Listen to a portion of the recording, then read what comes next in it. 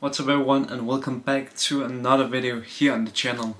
Today I want to focus on the more functional part of copywriting, like what formula should you use as a copywriter to write the initial copy for the audience. So in the last video I talked about how to understand your audience. Now I'm going to focus on how to write for the audience. And I have a certain formula that I use in various different ways when I think about copy and when I write copy.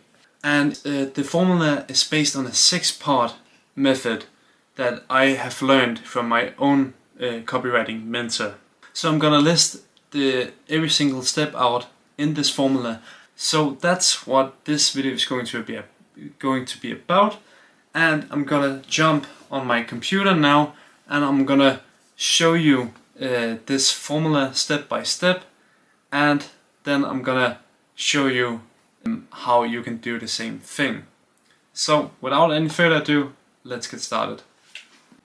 So I'm on my computer now, and what you can see here is that the first step of my copywriting formula is verify their experience. So what I mean about verifying an experience of the audience is what specific, when you verify an experience, what you are essentially doing is that you are meeting the audience where they currently are, and therefore your message can come across their self-sealing logic bubble, which I will be covering on in a separate video. But just for now, just think about the experience as how do we want to meet them? What have they already experienced in their life that you can define and that you can begin the conversation with? The second thing is the validation of the internal problem.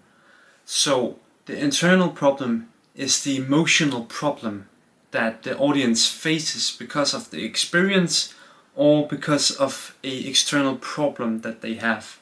So the experience will then transition into the internal problem, and then you will create the second thing of the AIDA model, which is the desire. So the first part is the attention, which you get from your headline and from verifying the experience. The next thing is the pivoting to the philosophical problem.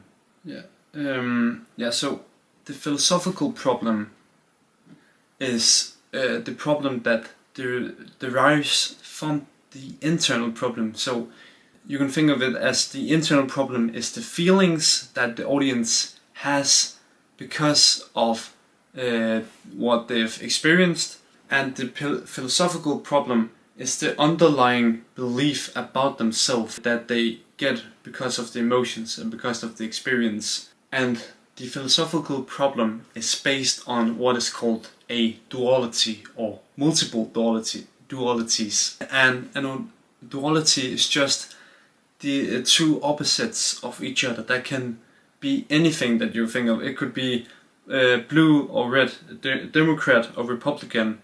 It could be a smart person, a dumb person. Anything that you can think of that has an opposite is a duality.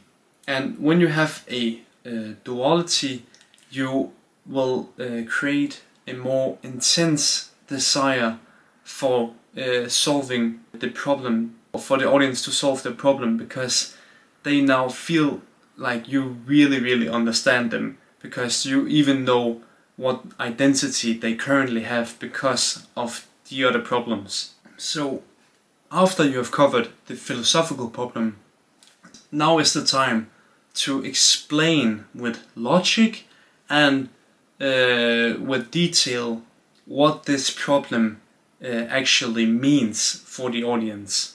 So the reason why you actually have to have an explanation can actually be explained in a very short manner or sentence, and it's basically because people make decisions emotionally and justify those decisions with logic. So in your copy, you should always have both sides of this thing. So you should have the emotional thing, and you should also have a logical part. And together, this will give the audience a reason to make a decision. After you've made an explanation to why the audience should even care about the problem and about your solution, you then offer them a benefit if they solve their problems through your solution. And that can often just be based on one of the problems that you've already mentioned. So for this, that I've just witnessed a solution and your understanding of their problem, they now need to know what they should do next. So this can be very short, very simple. Just tell them, okay, if you want to solve this problem, then you should do X or click on this link. And just make it simple to them to understand what they should do next, because then they will actually go ahead and do it. And if you don't have a call to action, then you will just leave them with some content. They will just become aware, even more aware of the problem, but they won't have anything to do now about the problem or about how to solve the problem. So, of course, always have a call to action, no matter what.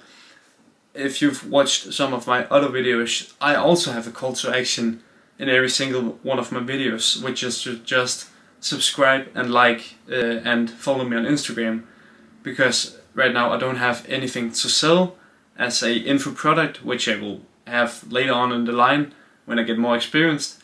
But even now, as just a beginner copywriter and beginner YouTuber, I still have a call to action. So always have it, no matter what, in your copy, in your business, always have a call to action. Those were the 6 steps of my copywriting formula.